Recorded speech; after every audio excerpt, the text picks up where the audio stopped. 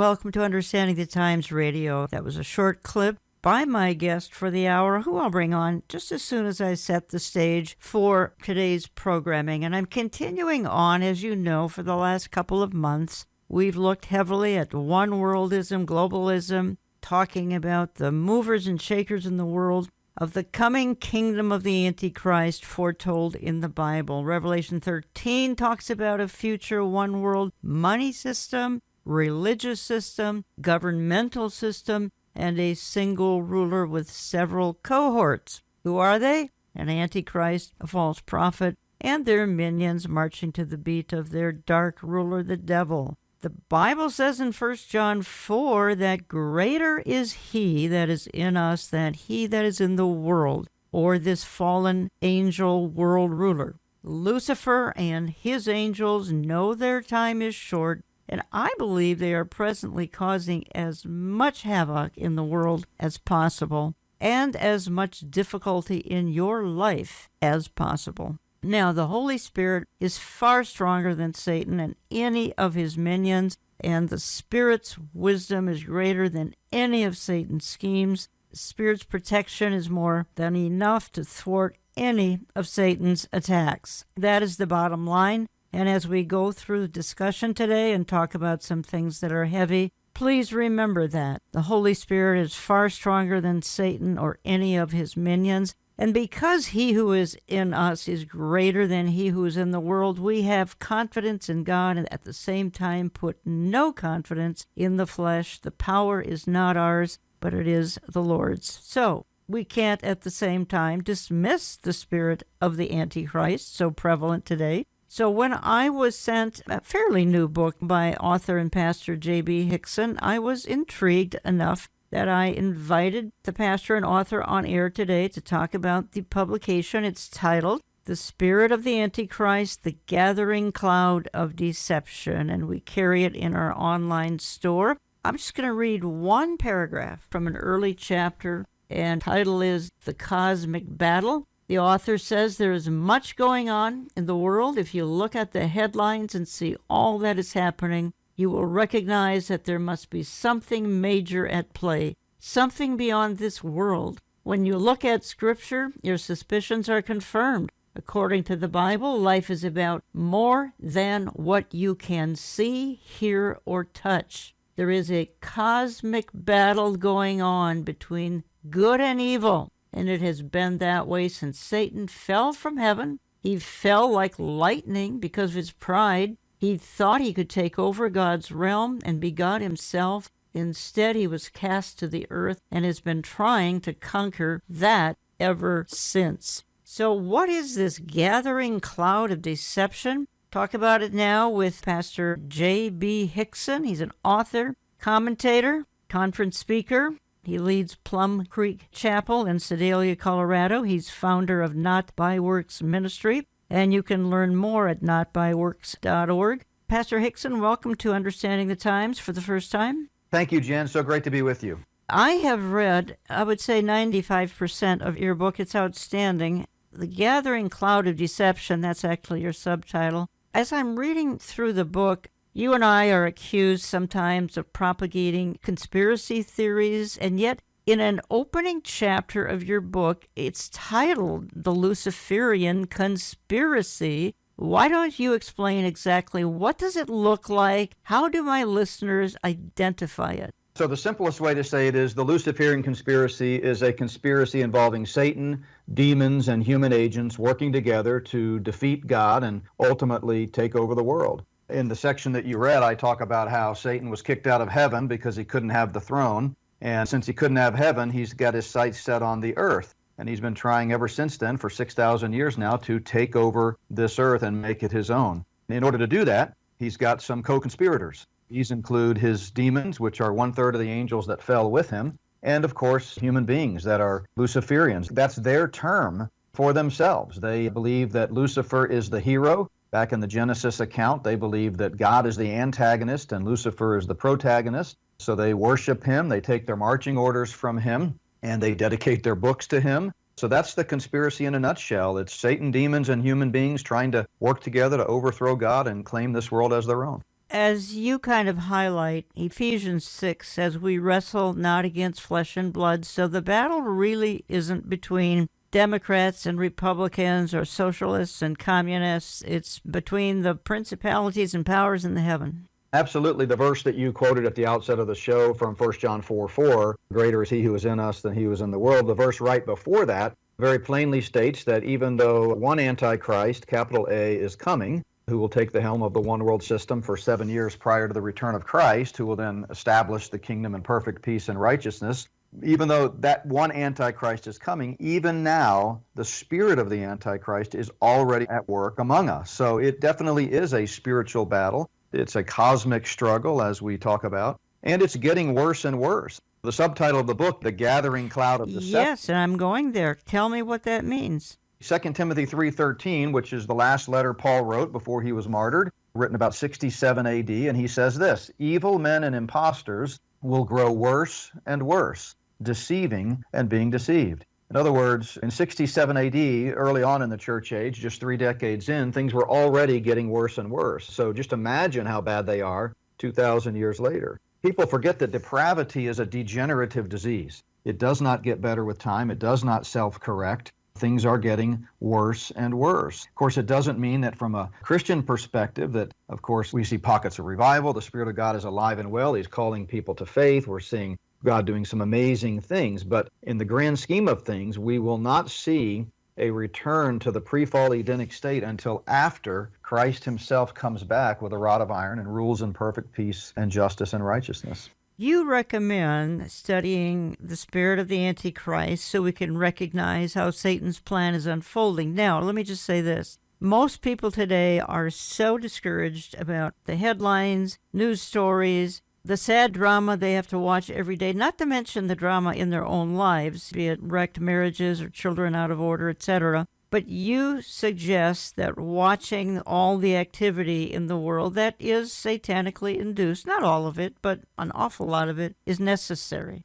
By the way, I agree with you, but why are you promoting this? First of all, preparedness is a biblical concept. Proverbs 22:3 says, he who sees trouble coming and prepares for it is wise. A lot of times people make this false dichotomy between trusting the Lord and doing the natural things that we should do to be prepared. But the Bible doesn't make that dichotomy. The Bible teaches both. Of course, our ultimate trust and faith is in the Lord, but he gives us common sense and he gives us a brain to use. And God wants us to stick around for a while. He doesn't want us to just throw up our hands, wave the white flag of surrender, and jump on the train. He wants us to be here so we can share Christ and raise our children and grandchildren. So the biblical principle is when you see the train coming, you need to take precautions. We're never to be scared, but Yes. we are to be prepared. All of this is outlined in the Bible and various places, heavily Revelation 13, but other places as well. There we read about this coming global government. I've been on that topic for the last year very, very heavily, and partly because of the forming Great Reset, and my audience knows pretty well what the Great Reset is. And you know, J.B. Hickson, what I do remind people is there are 2 things standing in the way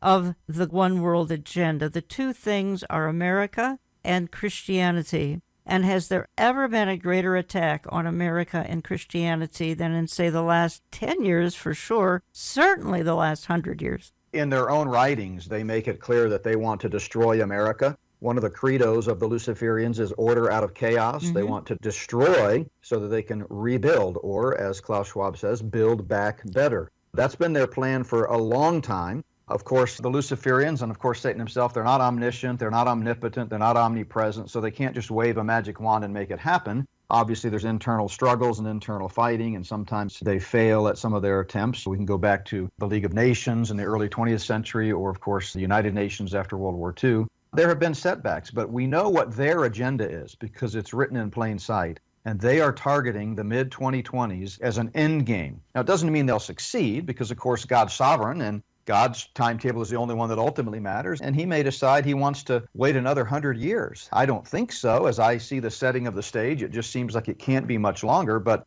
we always want to give that caveat that what their plan is at the end of the day must come under God's sovereignty. So the way I like to say it is that the Luciferian plot is never any match for the Lord's plan. If you join me late, you are listening to Understanding the Times Radio. I'm Jan Markell. I have on the line Pastor J.B. Hickson, because we are carrying his new book, Spirit of the Antichrist, The Gathering Cloud of Deception. Find that in my online store, olivetreeviews.org, views as in viewpoint, olivetreeviews.org. Give my office a call. Get on our newsletter lists. We charge no shipping, folks, in the U.S. and Canada. JB, I want to introduce a character. He's no stranger to you. And let me precede the clip here by saying this, that back on April 21st, we had, I believe it was our 5th Understanding the Times mini-conference here in the suburbs of Minneapolis-St. Paul. We invited Pastor Brandon Holthouse to come and talk about the rising New World Order, and we introduced to the audience a gentleman by the name of Yuval Noah Harari, who is, if I could sum it up in 2 words, a God-hater. He's also one of the most influential men in the world because he's got the ear of Klaus Schwab, head of World Economic Forum. And I want to play a clip. It's a little longer than usual, but you need to get to know Yuval Harari. Klaus Schwab, World Economic Forum, he's got a right-hand man who has worked hand in hand with him through these recent years. He's talked about not only the global, world economy, but obviously digital, all these things we're talking about. But what I want you to catch in this next video clip, and I want you two to comment, is how invasive it is. I mean, think about, we're going to have this digital Bill of Rights. By whatever happened to for the people, by the people, of the people, I mean, that's totally out. But listen to this carefully and kind of catch what the intent is and how intrusive it is. Let's listen to this. And COVID is critical because this is what convinces people to accept, to legitimize total biometric surveillance. If we want to stop this epidemic, we need not just to monitor people, we need to monitor what's happening under their skin. What we have seen so far is corporations and governments collecting data about where we go, who we meet, what movies we watch. The next phase is the surveillance going under our skin. We now see mass surveillance systems established even in democratic countries, which previously rejected them. And we also see a change in the nature of surveillance. Previously, surveillance was mainly above the skin. Now it's going under the skin. Governments want to know not just where we go or who we meet. Above all, they want to know what is happening under our skin. What's our body temperature? What's our blood pressure? What is our medical condition? Now humans are developing even bigger powers than ever before. We are really acquiring divine powers of creation and destruction. We are really upgrading humans into gods. We are acquiring, for instance, the power to re-engineer life. Humans are now hackable animals. The whole idea that humans have, they have this soul or spirit and they have free will and nobody knows what's happening inside me. So whatever I choose, whether in the election or whether in the supermarket, this is my free will, that's over. I mean, all this story about Jesus rising from the dead and being the Son of God, this is fake news. So hackable, people are hackable now. Tell us what that means. Tell us what the implications are. I think we need to explain who this Mr. Yuval Harari is. He's an Israeli. He's a homosexual. I think, and he's the person that Klaus Schwab listens to more than anybody. He may be the most dangerous man on the planet. You've just heard him for a couple of minutes here. When he speaks, world leaders listen, including to the nonsense he just spoke there. You think if you ever want to see what evil looks like, it's that dude. Okay? I mean, if you listen to this guy speak, man, this guy is full out evil, the things he's thinking about. But what he's really trying to do, they want to hack your brain so that they can tell you what to think and how to think. And when that last little clip that said that Jesus rose from the dead was fake news, he is such a God hater. Yes, he believes that any faith in God, the God above the clouds he calls him, that any fake is just fictitious and fake news. So he wants to be able to hack the brain to eliminate people believing like that. He believes that's a false narrative.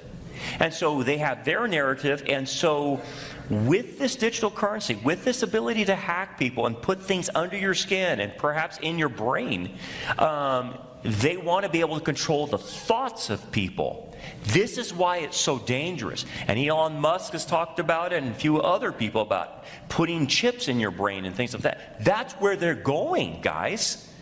Now, I hope we're raptured before that. But for goodness sakes, that's pretty evil. Is basically they want to destroy belief.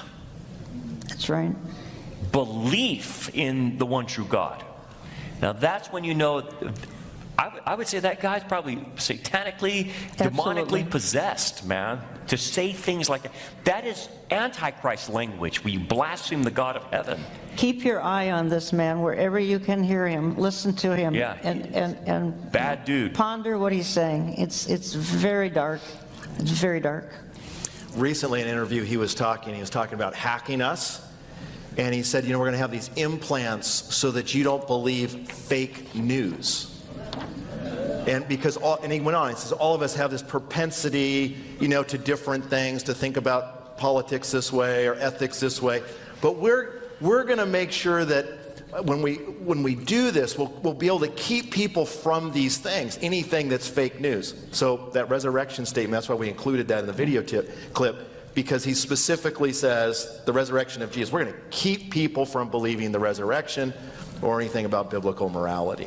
That was Pastor Mark Henry, Pastor Brandon Holthouse, and yours truly back on April 21st for Understanding the Times event here in the Twin Cities. We have a DVD of that, plus it's on our website, olivetreeviews.org, and go to video. It's all available for you. But J.B. Hickson, you could hear there, they are talking about all of us, the participants, and Mr. Harari. This is the spirit of Antichrist. Am I wrong? No, absolutely. In fact, I was just recently at a conference in Wisconsin where I played that same clip. And if you had a pictorial Bible and you went to 1 John 4:3 and it talked about the spirit of the Antichrist already at work among us, it would have a picture of Harari. I agree with everything your guests were saying. He is at the tip of the spear right now, along with Klaus Schwab. And like you said, Klaus and Harari are working hand in puppet together. The thing people need to understand, though, is it's not just about controlling our thoughts to keep us away from God. It's about ultimate, total planetary control. It's all about transhumanism. They want to turn us into programmable entities that they can turn on and off. Klaus Schwab just came out with a brand new book a couple months ago called The Great Narrative. The kinds of things that he's saying in there should just chill us to the bone. Again, not in a fearful sense because we know who wins in the end, but in the sense of being prepared for what's coming. They want to control every transaction. Pippa Malmgren, she talks blatantly about how this is really what it's all about. I mean, you couldn't have a garage sale in your driveway without them tracking you. And the thing is, if you step outside of their control grid, if they think your carbon footprint is too big or they think you're using hate speech, they can just turn you off so that you can't buy and sell or have any means of making a living. Again, the book that we're carrying is The Spirit of the Antichrist, The Gathering Cloud of Deception. It's in my online store. JB, in the book, you quote some people. I'm just going to read one quote here. You talk about Bill Clinton saying, quote, "There's a government inside the government and I don't control it." Fascinating comment by Bill Clinton when those on the left are so obvious and blunt about it all. I have a DVD production, Hidden in Plain View, The New World Order and Bible Prophecy, and I talk about David Rockefeller. And you've got a quote here from David Rockefeller in the book, The Spirit of the Antichrist. And Rockefeller says this: "Some people believe we are part of a secret cabal," we being the Rockefeller family. "Some people believe we are a part of a secret cabal working against the best interests of the United States, characterizing my family and me as internationalists and of conspiring with others around the world to build a more integrated global political and economic structure. One world, if you will. Well, if that is the charge, I stand guilty and I am proud of it." So that is David Rockefeller, who passed away, I believe, in 2017 at 101. Again, JB, they openly not only talk about it, but they brag about it. I have a whole section in the book where I did a ton of research to go back and trace a number of references to the New World Order. And it would be surprising, I think, to some listeners just how prevalent it is. It goes back to the founding of this country, but they really saw this new land as a beachhead for the New World Order, the satanic headquarters to try to reach out and emanate across the globe this satanic kingdom that they hope to usher in. And you get glimpses of it from people like George H.W. Bush, Yes. Mikhail Gorbachev. Kissinger frequently talked about it. Books have been written about it, especially after World War II. That was the last time they thought they were as close as they think they are now. And one of the reasons Klaus Schwab is so passionate about all this is he's 80 years old, and he really wants to see the realization of this long-standing satanic goal in his lifetime. And he can taste it. He thinks they're on the cusp of it. The pre-planned pandemic that was 22 years in the making has given them an opportunity, as Schwab talks about openly, to really accomplish what they've been trying to accomplish forever. So you saw a lot of guys after World War II talking about we shall have world government by conquest or by consent, James Paul Warburg, or Charles de Gaulle, nations must unite in a world government or perish. And Prime Minister Churchill said the creation of an authoritative world order is the ultimate aim toward which we must all strive. I think we're seeing a resurgence of that interest now, and Klaus Schwab and Harari and some of those are right at the tip of the spear. We're going to play one more clip, and it's of our event back on April 21st with Brandon Holthouse, Pastor Mark Henry, yours truly. By the way, we're doing these every other month, folks. Follow my website, olivetreeviews.org, and just go to events, because our next event will be June 9th with Mark Hitchcock and Jeff Kinley, featuring their new book on the reset and how that is ushering in the Antichrist agenda. In this short clip, we're hitting the Q&A session of the evening. It was a great question that was submitted, and JB, when I finish it, I definitely want to come back and discuss it. The question is, and forgive us for not even having brought it up, thank you, whoever submitted this, is the Great Reset the tribulation? We don't know, but my personal opinion is the reset is the tribulation. In other words, it's Daniel's 70th week, otherwise known as the tribulation in Revelation. But if we're that close to the tribulation, and the church never experiences the tribulation, we're out of here maybe tonight. Yeah. So that's my opinion. You gentlemen, please weigh in, but I believe the reset is the tribulation. I would love your opinion. Yeah, because they're setting it up. And so obviously we're now seeing the setup. And what they're setting up is the Beast Empire. Yeah. So their name for it is the Great Reset or New World Order. Our name for it is the Beast Empire, the fourth kingdom that Daniel predicted. And so, it will be set up, and it goes into the tribulation, and then eventually Antichrist gets control of this thing. This is funny. Everything they're doing would allow one individual to control the entire system. I don't know if they know that or not, but everything I watch is setting up for one individual. And I thought, wow. So anyway, yes, I agree with Jan on that one. Yeah, and as I see it, again, the tribulation has a lot of components to it. And what we're seeing now are just the things that have to be in place for the Antichrist to control the world, control all the people, control the economy, control the worship, making sure people don't end up worshiping Jesus, because the resurrected Christ is obviously false news. And so, this is, again, just the setup for that. You can watch that whole presentation, again, olivetreeviews.org, and go to video or markhenryministries.com. Wonderful evening back on April 21st with Pastor Brandon Holthouse, Mark Henry, and I was privileged to be a part of that as well. J.B. Hickson, your response to what you just heard? No question that we're seeing the setting of the stage for end times events. Of course, we believe theologically that the rapture is imminent, meaning it's a signless event. It's something that could happen at any moment. In other words, there's no prophecy that has to be fulfilled before the rapture could happen. But nevertheless, as my mentor, Dr. John Walvoord, used to say, if you see them setting up the Christmas decoration in October, you know Thanksgiving is getting close. Clearly, all of this stuff happening with the one world government and the push for the one world system religiously, politically, economically is setting the stage for the coming tribulation. That's when Satan, I believe, will indwell the Antichrist and finally rule this world. It'll be short-lived because Christ will come back 7 years later at the Battle of Armageddon and defeat the beast and the false prophet. He'll imprison Satan for 1,000 years. He'll have to wait another 1,000 years before his final judgment. But nevertheless, for 7 years, it'll be what the Bible calls the great day of the Lord's wrath, the time of Jacob's trouble, of course, the tribulation, the 70th week of Daniel, and so on. When I come back in part 2 of my programming, we're going to continue my discussion on the new product we're carrying. It's an excellent book, The Spirit of the Antichrist, The Gathering Cloud of Deception. Author is J.B. Hickson. He's pastor of Plum Creek Chapel in Sedalia, Colorado. You can learn much more at notbyworks.org, notbyworks.org. So when I get back, we've got a whole lot of info to cover yet. Don't go away, because I'm back in just a minute or two. Welcome back here. Just a real quick announcement, and it is important, so allow me to take maybe 2 minutes or so, because Olive Tree Ministries has stepped out in faith to air on several new radio outlets.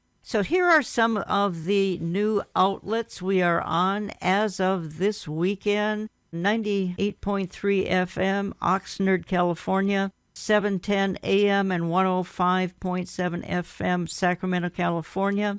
99.5 KKLA in Los Angeles. We're now on K-Praise in San Diego. WAVA, W-A-V-A, 105.1 FM, Washington, D.C. We are on WMCA 570 AM, New York City. WORD 101.5 FM, Pittsburgh. And WRFD 880 AM, Columbus, Ohio. Would you kindly go to my website and go to syndication, and that will give you the times and the days. It would be Saturdays and Sundays that we're airing on these new stations. If you only can catch a partial program, which many, because you're busy running to and fro, just remember everything that we air on our radio stations is posted to our website, olivetreeviews.org. in both video and audio version. We have a video version of this program where you see everything we're talking about. We post to YouTube, to Rumble, to LightSource, to his channel, Christian TV,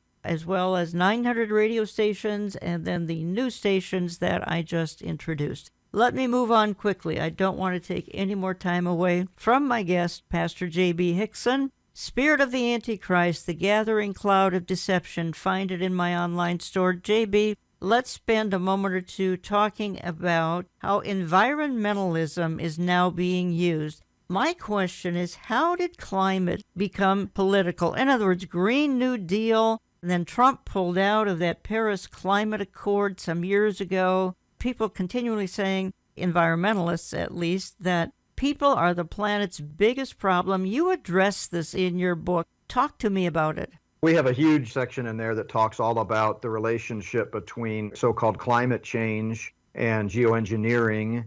But as with most things with the Luciferian conspiracy, it's seldom about what it's about. And we say that frequently throughout the book, that there's the face value purpose of what they're doing, but it's almost always a head fake, like the magician who's focusing your attention on his right hand while pulling a dove out of his pocket with the left. I think when it comes to environmentalism, they are using that as a classic example of the Hegelian dialectic, where they create a problem so that they can justify a response, when in reality the response is what they were going for all along. And in this case, it's all about total global enslavement, total control, and it's also about depopulation. Yes. So the weather clearly is an issue right now. Climate change is made up. We know that ever since the Copenhagen documents were released several years ago. It kind of blew the whistle on that. But most people still don't know that. And of course, the mainstream media and the globalists are still out there. The UN, World Economic Forum, still pushing heavily this climate change. But it's not about that.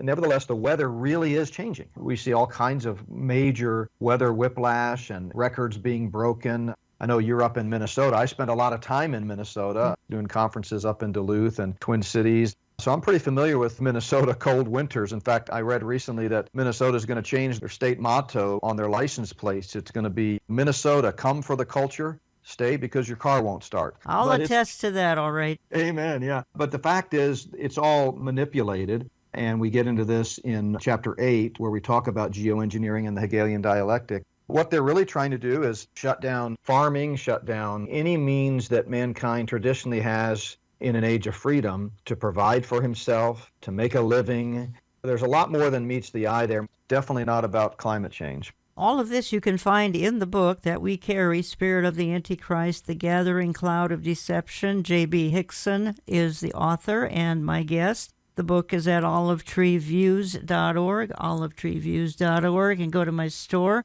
Learn more about my guest at notbyworks.org, notbyworks.org. You're right, JB. Initially, it was global warming. While I'm sitting here in a state that has, I clearly remember a couple of winters where the wind chill in the Twin Cities, I'm not talking up on the Canadian border, in the Twin Cities, the wind chill was 75 degrees below zero. Well, obviously, global warming I don't think was appropriate, and they changed it to climate change. And I just find it all nonsense. But again, this is the green agenda. So the new Green Deal fits in here. Am I right? Yeah, and it's not about what it's about. So they are claiming that there's an existential threat to the world because we drive an SUV and use too much deodorant. But the reality is that's just a pretense for them to then come in and take control. If you can point out that the problem doesn't really exist, then it takes away their justification for all of these draconian laws and restrictions that they're putting in place. So what is Operation Mockingbird and the false left-right paradigm? Now, we're going to refer to the news industry. I'll play a real quick clip here illustrating it, but help us understand, and why do you have a chapter in your book on Operation Mockingbird? That's a key part of the propaganda mechanism. And by the way, listeners can go to spiritoftheantichrist.org, spiritoftheantichrist.org, and see the entire table of contents so they can get an idea of some topics that we talk about. And they can also read the entire preface there. We've gone ahead and posted that. Operation Mockingbird, openly admitted, it goes back to the 50s. It's still in place today. We know this. The Church Committee hearings discussed it, and then afterwards the CIA said, well, we're going to make it voluntary now. It's no longer required. But essentially, it's a way in which the globalists, through the CIA, at least in America, were able to control the narrative, actually give talking points to print media, television media, radio media, so that they could control the narrative and control the agenda. We have quite a bit of data about that in the book, quotes from mainstream reporters like Walter Cronkite and others. And I think the clip that you're going to play should really get people's attention, because a lot of people think, well, at my local news here in Podunkville, they're not controlled. Well, you better think twice about that. This is extremely dangerous to our democracy. This is extremely dangerous to our democracy. This is extremely dangerous to our democracy. This is extremely dangerous to our democracy. This is extremely dangerous to our democracy. This is extremely dangerous to our democracy. This is extremely dangerous to our democracy. This is extremely dangerous to our democracy. This is extremely dangerous to our democracy. This is extremely dangerous to our democracy. This is extremely dangerous to our democracy. This is extremely dangerous to our democracy. This is extremely dangerous to our democracy. This is extremely dangerous to our democracy. J.B. Hickson, what did we just hear? What that is, and it's more powerful if listeners can see the video, so I encourage them to watch it, but it's local newscast after local newscast covering the same story and reading the same script. So they're all just reading the talking points that the globalists want them to read. So today, it's not about substance, it's about style. It's often been said the makeup man is more important than the speechwriter, because they don't really have anybody up there commentating on the news. They're all just parroting what they're told to say based on Operation Mockingbird. Again, folks, if you want to see the various things we're talking about, watch our video version on our website, olivetreeviews.org. Just go to radio. Or again, we post it to various electronic, from YouTube to Rumble to LightSource to his channel. JB, I'm changing direction just a little bit. This topic, you know what? It's weird, and I can't figure out why Georgia would want to be the host and the home to the Georgia Guidestones back in 1980. They say it's all about preserving nature. Here we again, we're back to nature worship. Help us understand the Georgia Guidestones, because they're the message on the Georgia Guidestone that the planet is too crowded. In our research, and we've been researching this for over 15 years, we've been to Elbert County, Georgia, outside of Atlanta, and actually visited the site. It's shrouded in mystery. Nobody knows who donated the land or who paid for the construction, but basically it's a monolithic structure that was erected back in 1980. And it's 5 slabs, 1 in the center and then 4 diagonally coming out from the center. And each of them has, in various languages, essentially the 10 commandments of the eugenicist globalist movement. And the very first one is to maintain humanity under 500 million in balance with nature. And that goal is repeated all over the place in the Luciferian writings. And you could go back to the 20s and 30s with people like Helena Blavatsky and Alice Bailey, and in their own writings, they're talking about, and by the way, Alice Bailey claims to be channeling demons when she's writing, very much a part of the Luciferian conspiracy. They talk about how they've got to get rid of these humans that are a plague on the earth and reduce the population. And the reason for that is multiple reasons. Biblically, the reason is Satan comes to kill, steal, and destroy. Jesus said he's a murderer from the beginning. He loves death. Proverbs says, all those who hate me love death. And so they thrive in an environment of death. So part of it's just killing for sport. But more than that, they see this earth as their own planet. And of course, they want to have it to themselves. It's kind of like if you go to a major theme park with tens of thousands of your closest friends, it's not going to be nearly as enjoyable as it would be if you had the whole theme park to yourself and you could just ride the rides and do what you want without having to wait in line. They see this earth as a massive playland for them and their nefarious deeds, so they want to get rid of all these useless breathers that are in their way. The 500 million basically involves just a small percentage of the initiated elite, the Luciferians themselves, and then several 100,000 serfs or people that are there to do the grunt work and do their bidding. But that's their dream, and the Georgia Guidestones represents that. You write about it. I have the chapter open in front of me, and I don't think I'll take time to read it, though I'm tempted to, but you cover it extensively in this book, Mother Earth and Its Disease of Humans. Folks, this is the mindset of the one-worlders. It's why we keep saying that that system is on the horizon. Personally, I don't believe the church is going to see anything of the tribulation. The question is, we're in a setup stage to the tribulation right now. And how long will the Lord let this go on? We certainly don't know. I've already seen more than I anticipated seeing. God will remove the church before he unleashes his wrath upon the earth during Daniel's 70th week. JB, because we're talking here about the spirit of the Antichrist, obviously there has to be a real Antichrist. And I would just like to play a clip because I love Mark Hitchcock. He's a very good friend of mine. And he's coming to the Twin Cities, folks, Thursday, June 9th. He'll be at Revive Church in Brooklyn Park for our every other month Understanding the Times gathering. I played clips from our meeting back in April. Mark will be here June 9th along with Jeff Kinley. I want Mark to weigh in and explain a little bit more about the real Antichrist, because we're talking here about how the spirit of the Antichrist is forming a huge cloud of deception in our day to day. What's the Bible tell us the Antichrist is going to be like, or what are the characteristics? You mentioned last segment that he's described as the little horn. So someone right now that's not very well known, if indeed this is the era in which the Antichrist is about to rise. But what are some other clearer definitions of the Antichrist? Well, the Antichrist, I think, is going to rise from this reunited Roman Empire. Again, we don't know what country for sure he's coming from, but we know he's going to come out of this reunited Roman Empire. I think he's going to be a Gentile. The early church believed he was going to be a Jew. Many of them did, but he rises up in Revelation 13 out of the sea, which speaks of the sea of nations. The only type or foreshadow of the Antichrist in the Bible was a man named Antiochus Epiphanes back in the book of Daniel, and he was a Gentile.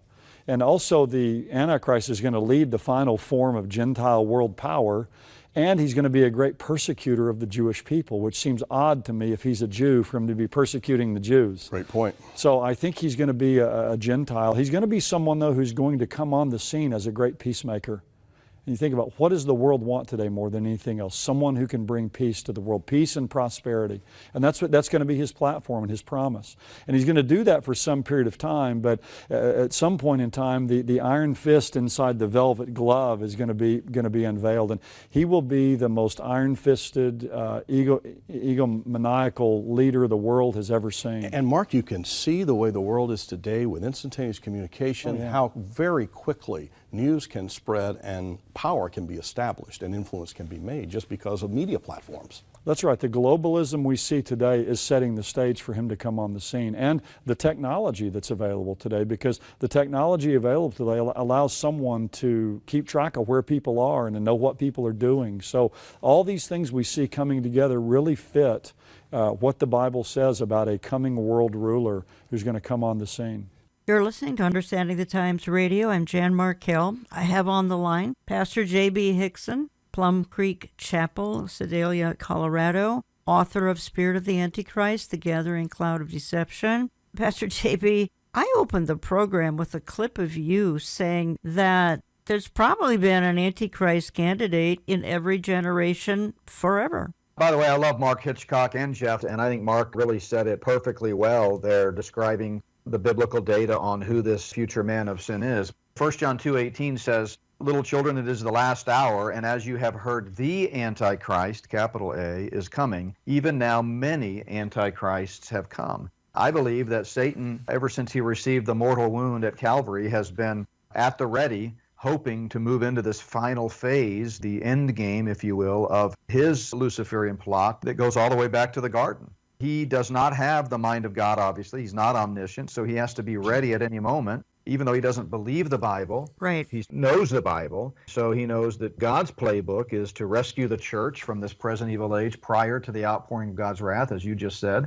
So when he sees that happen, then I believe he would put forth his man of the hour to begin ushering in the end game. Mark's right. I believe it's a Gentile, even though I know good scholars disagree on that. I really believe that he will be a Gentile. He will emanate from the revived Roman Empire, which will have an eastern and western portion. There's 5 toes on one foot and 5 toes on the other if you go back to Nebuchadnezzar's statue. I think the stage is clearly being set, and we're on the cusp of entering that endgame. When I put together my presentation, Hidden in Plain View, The New World Order and Bible Prophecy, and folks, that's a DVD. That's also in my store if you'd like to get that. That's maybe a couple years old now, but the info is still very current. And JB, when I put that video together, I highlighted probably 20 organizations that would be a part of this effort. Let me just cite some of them and get your comment. And obviously the United Nations will be the largest organization pushing the Antichrist agenda, but we've got every organization funded by George Soros, some very powerful big tech outfits. We've got all the open border organizations. We've got the Vatican. I call Pope Francis the vicar of the New World Order. We've got the entire Democrat Party and many on the right as well. We've got Freemasons, Rosicrucians, the banking empires. They go back to the 1700s. An organization known as the Illuminati. We've already cited the Rockefeller Empire. We've got the Council on Foreign Relations, the League of Nations, the Bilderbergs, the Club of Rome, the Trilateral Commission, the Earth Charter of 2000, the Ark of Hope, which was contained in the Earth Charter in 2001. That's a list of about 20 players, and I'm sure there are another 20 players. Did you ever think, when you began investigating this, that this network was so extensive? I really didn't. The tentacles run far and wide. In Chapter 5 in the book, the title of the chapter is The Luciferian Conspiracy Diagrammed and Explained, and I give a diagram in there showing the various layers of it, including many of these organizations you just mentioned. But let's go back to Pope Francis, whom you mentioned just a moment ago. You know, in 2015, he had his first opportunity to speak at the UN General Assembly. It was on the occasion of the 70th anniversary of the UN. I actually played a clip at a conference I was at recently speaking, where Fox News was covering that event, and the commentators actually said that Pope Francis was speaking at the UN to give them their marching orders for the next decade and a half. If you do the math, that was in 2015. What they're talking about is the marching orders leading up to Agenda 2030. And at that time, of course, that was pre-COVID and all of that. At that time, they really were targeting 2030 for their end game to really realize the one world system. Since then, they have been shocked at how easily it's been to kind of roll out some of these new things. And so they're actually optimistic, thinking they might achieve the one world system even before then. But Pope Francis, he is a key player in all of this. I believe the religious center of the one world system during the Antichrist's regime will emanate from Rome. So all of those organizations that you mentioned are part of the conspiracy. Doesn't necessarily mean that everyone working there. Like sometimes people will say to me, well, you know, my sister works at the CIA and she doesn't talk about any of this stuff. And I'm thinking, well, it's a need-to-know basis, pretty compartmentalized. Certainly at the top levels, all of those globalist organizations have some marching orders and are coming at it from different angles to ultimately achieve Satan's goal of a one world system.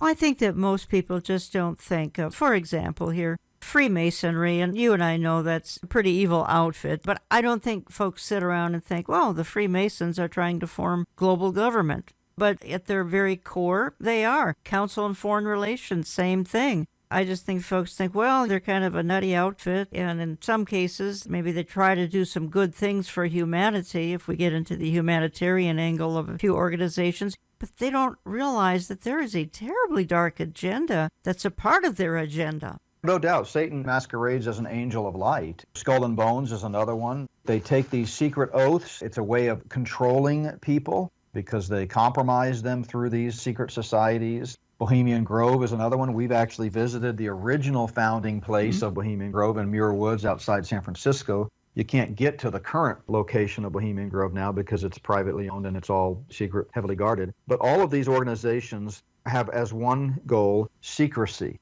Place where the Luciferians can go, kings are made, presidents are determined, wars are started, and it's the way they really have their hands on the geopolitical system of this world currently.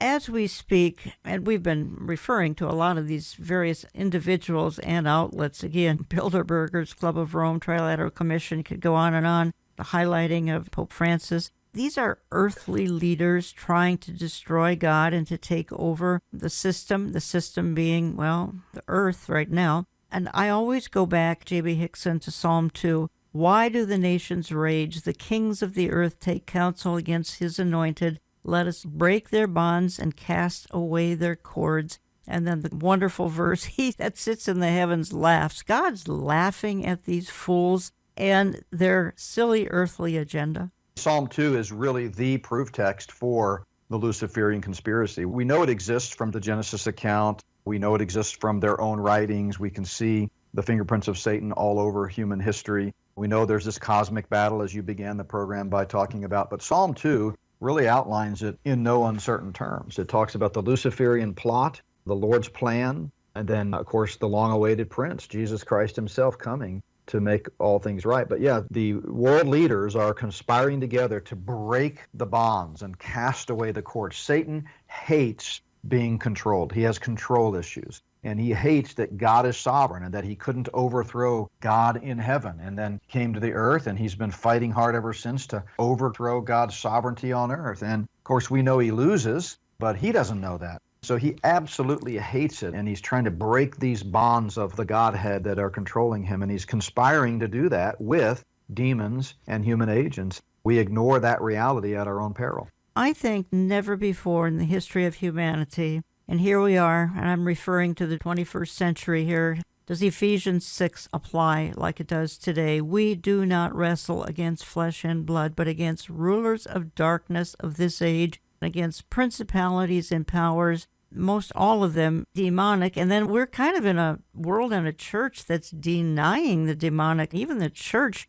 doesn't fully understand the demonic, do they? You're a pastor, you know better than I. No, not at all. And I know a colleague of yours that's a good friend of mine, David Fiorazzo, and Yes. I have talked about this very issue. I call it the 84% club because 16% of the Bible is unfulfilled prophecy. And so much of the church today completely ignores and has no appetite for Bible prophecy, which means that even if they value the Bible and they talk a good game, they're really only preaching 84% of the Bible. And I believe we need to preach the whole counsel of God, and we need, especially in times such as these, preach, teach, and talk about future things and how God's plan of the ages comes to fruition and what this cosmic battle is all about. Yeah, people are just completely ignoring it, which, of course, is a fulfillment of prophecy. Yes. Folks, we have a new world order coming for us. That new world order is known as the millennium, that 1,000-year with Jesus Christ ruling on the throne from Jerusalem. That's our new world order that's coming, but there's a counterfeit one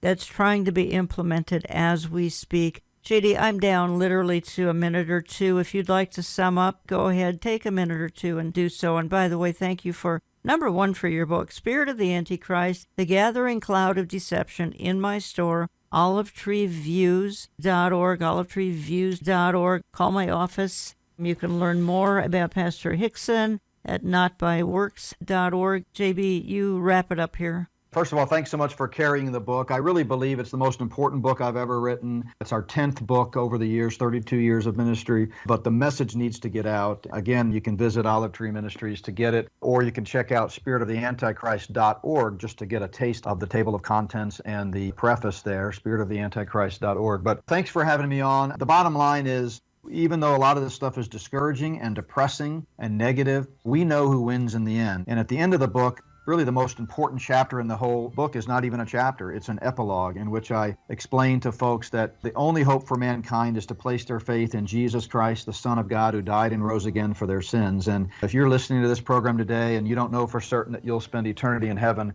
time is of the essence. There is an urgency to the gospel, and we implore you to place your faith in Jesus Christ, who is the only one who can forgive sin and give you the gift of eternal life. Thank you for doing so, J.B. Hickson. I'm just closing here. I'm reading a paragraph on page 216 of the book. It says, "This means the spirit of the Antichrist has been at work for nearly 2,000 years, which is why we see such profound and widespread deception all around us." But John goes on to remind us in the very next verse, "You are of God, little children, and have overcome them, because he who is in you is greater than he who is in the world." 1 John 4:4. We never must be scared but aware, never scared but prepared.